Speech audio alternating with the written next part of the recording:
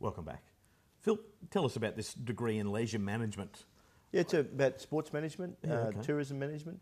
It was something I really enjoyed because of my involvement in junior rugby league administration, and it's something that I thought it's something I could do as a career. Which at the end of the course, I set up my own business. Yeah. I did a bit of individual management. I sort of did it at one stage was managing Jai Tarima, who ultimately went on to get a silver medal at the Sydney Olympics. Great Australian long jumper. But yeah. I was in Parliament then, but I had the pleasure of going down and seeing him in his heat and qualifying, and was lucky enough to catch up with him the morning before, and then on the Thursday. That was a Monday, I think, and then the Thursday. But also did like marketing plans and feasibility studies for different organisations and trying to get sponsorship. Did enough to keep me employed for about 3 years, and then I had the opportunity to run for Parliament, and then concentrated fully, put the business on hold, and from about November till June the election, I concentrated on trying to get elected. It seems these days, and I know it's a bit of a cliche from my point of view, that a lot of people entering politics and standing for a ministry these days have either a background in business or perhaps a law degree.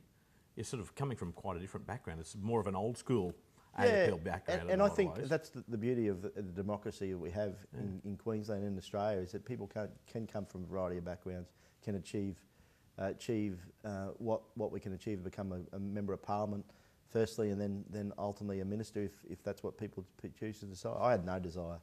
I didn't think I'd be a member for 13 and a half years, which I have been now, or a minister, I must say. But you know, as things change, you feel more confident and experienced, and you think, well, you know, now's an opportunity. Put up your hand and see what happens. So why the decision to join the ALP in the first place? Obviously, I think I said you know, my Irish Catholic background, but I think the ALP best fit what my beliefs were. My brother was in the party originally. He got me involved. Okay. Yep. I stood in 1991 for council, just mainly for experience. Needed a 20.4% swing to win. Ended up getting a 19.8% swing. It was when Jim Sawley first got elected as mayor. Rochdale super dump was a big issue, and it was the seat of Rochdale. That really gave me an interest in getting campaigning. I'd never done public speaking much before then at all, and still you know, the skills I learnt from that helped me throughout life. And then ultimately there was an opportunity in 1997 to put up for pre-selection for the seat of Mansfield for Labor. A couple other people put up their hand, but they weren't locals, and I've lived in that area all my life, and I strongly believe that you need to have an affinity to the area. You don't have to have lived there all your life, but worked there or lived there to represent the people, and as luck would happen, put up my hand and won by 83 votes, which is was amazing at the time. So in fact, that won the 44th seat that gave Labor government because the independent supported. So very close. Must have been a tense time. It was 10 days of counting, and then a court challenge, and I think everyone used to get up in Parliament when I used to get up and call me a once, I'll be there, and I said, just like the MUA, I'm here to stay, and as luck would happen, that few elections later, I'm still there. Ian, did you enjoy that process? I mean, it must have been, as I said, it must have been very stressful, but it's something that you really need to embrace if you're going to have a career in politics. Oh, exactly right. Look, I think politics is we're forever learning. I mean, if you would have told me when I was doing my university degree that I was going to go in the Parliament, I would have said, "Oh no, you're kidding yourself." Little that become the Minister for Sport with the degree in sports management. I would have said, "No, you're dreaming. What are you on?" But you take those opportunities and you learn from experience. And look, politics can be tough and and it's probably more tougher on your family and your close friends than it is yourself, because you can see beyond the abuse or the things that people do which they shouldn't do.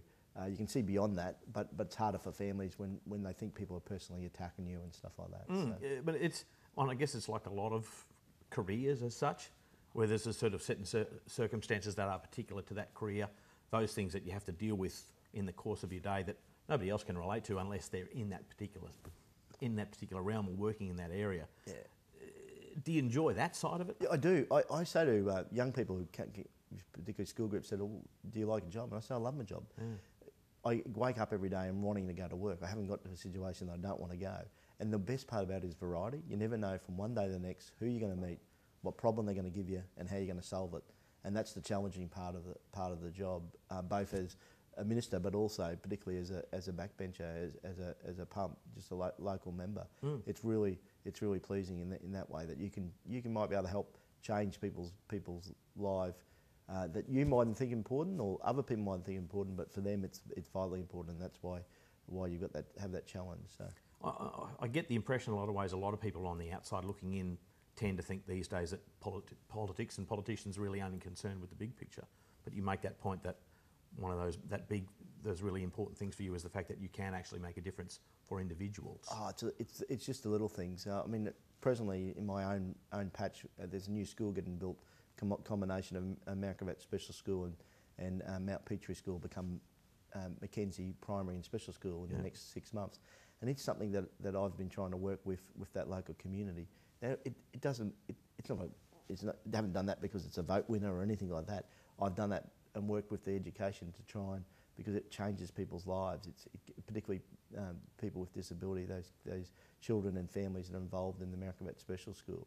It really develop them and give them more opportunities to achieve later on and change people's lives. It's a really good way to get an idea of what people are having to deal with in their life, to involve yourself in the disabled community with the special skills. Without a doubt. I mean, I don't know how some people cope with their life in that they're just amazing individuals. You spend some time, the trials and tribulations. I'm very lucky with my 3 very healthy, lovely girls and a great wife to support them. But it's amazing how people, their challenges they meet, and you only spend a bit of time with them to know what type of people they are. We don't do too many political questions. What's the feedback that you're getting from the parents and the kids at the special school about the NDIS and how they feel about it? How does that relate to the way that you see it being implemented? I think they're looking forward to hope, and they're looking at saying that there must be a better system. Obviously there's a fair bit of work to do in that regard. Hopefully that can be all worked out with the federals and the state governments respectively for that to occur. I think they're looking for hope in that regard, because it is the people that have a child with a disability, it's a huge challenge for them, and you only have to spend a little bit of time with them to know how challenging it is and how great they are as human beings, let alone as parents. You're watching Meet the Ministers, and we'll be back after the break.